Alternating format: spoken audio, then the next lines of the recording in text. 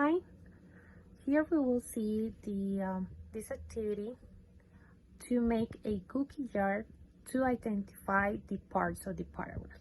So for this activity, we will need some different paper construction, glue, scissors, a pen, some markers, any colors, and a pom-pom.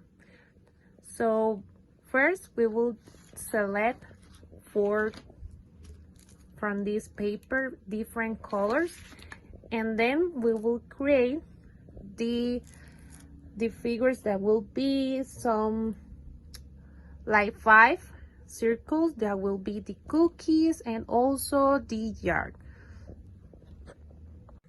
So now I already cut all the pieces. So the student had to identify the parts of the paragraphs like this. So the first part will be the topic sentence and will be located here.